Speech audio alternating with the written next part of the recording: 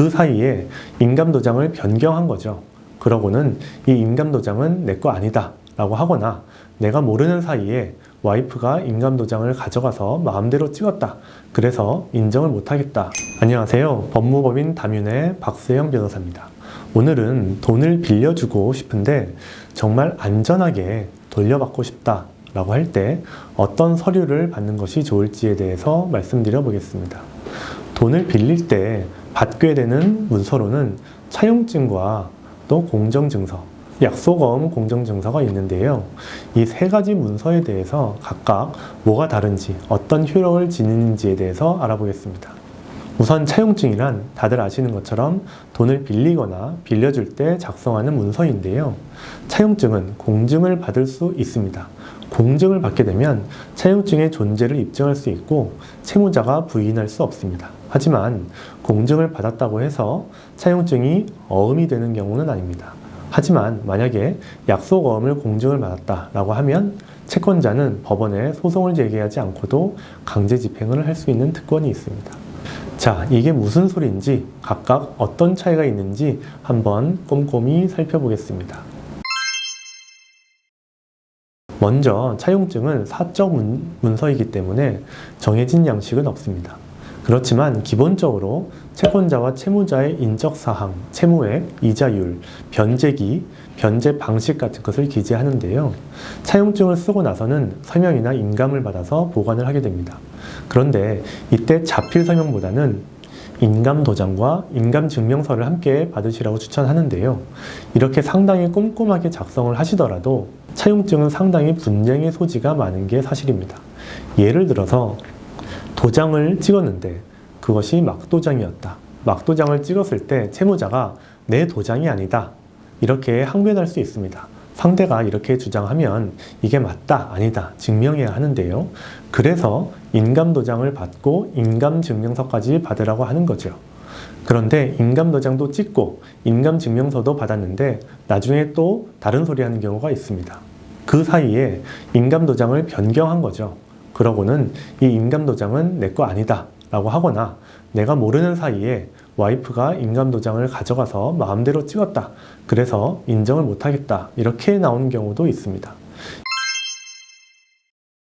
이런 상황을 미연에 방지하기 위해서 하는 게 바로 공증입니다.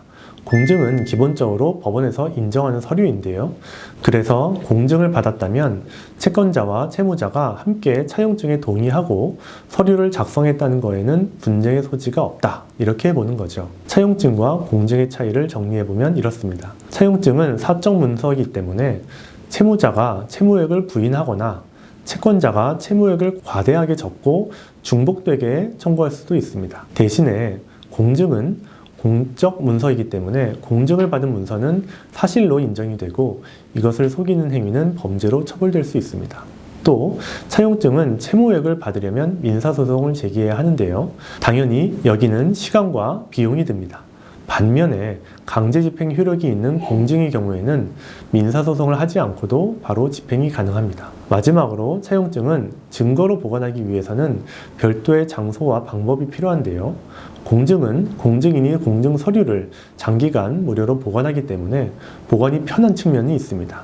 따라서 돈을 빌리거나 빌려줄 때에는 차용증을 작성하는 것뿐만 아니라 공증을 받는 것이 좋습니다.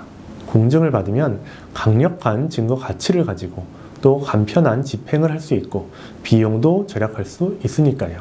하지만 차용증을 공증받았다고 해서 차용증이 곧 어음이 되는 것은 아닙니다. 일단 차용증이 증거로서 효력을 갖지만 채무자가 돈을 갚지 않으면 채권자는 반드시 법원에 소송을 제기해야 합니다. 다음으로 약속어음은 발행인이 일정한 금액을 지급하는 것을 약속하는 유가증권입니다. 그런데 약속어음을 받을 때는 주의할 점이 있습니다. 약속어음은 법적 강제력을 가지기 때문에 필요사항을 모두 기재하셔야 하는데요. 약속어음을 표시하는 글자, 조건 없이 일정 금액을 지급하겠다는 약속의 내용, 지급 기일, 지급 장소, 지급받는 사람의 이름, 발행일과 발행 장소, 발행인의 기명날인이 반드시 들어가야 합니다. 이 중에 하나라도 빠지면 약속어음의 효력이 없게 됩니다. 그리고 약속어음은 변조를 막기 위해서 금액을 아라비아 숫자와 한글 둘 다 적어야 하고 공백이 없도록 붙여서 쓰셔야 합니다. 또한 발행인이 법인인 경우에는 법인명과 대표자의 직위명, 성명, 법인 인감도장을 모두 기재해야 합니다. 약속어음을 작성하거나 받을 때에는 이러한 사항 등을 반드시 확인해야 합니다. 만약 약속어음을 분실하거나 도난당했을 때는 어떻게 해야 할까요? 약속어음을 분실하거나 도난당했을 때는 되도록 빨리 발행은행에 신고하고 지급을 정지시켜야 합니다.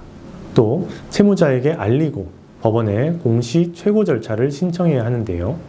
공시 최고 절차란 분실된 약속어음이 무효가 되도록 법원에 신청하는 절차입니다. 이 절차를 거치면 채권자는 판결문으로 돈을 청구할 수 있습니다. 그러나 이 절차는 복잡하고 비용이 들 수 있기 때문에 약속어음을 잘 보관하고 분실하거나 도난당하지 않도록 주의하셔야 하는데요. 약속어음 역시 공증을 받을 수 있기 때문에 보관상의 어려움을 해소하기 위해서라도 공증을 받으시는 게 좋습니다.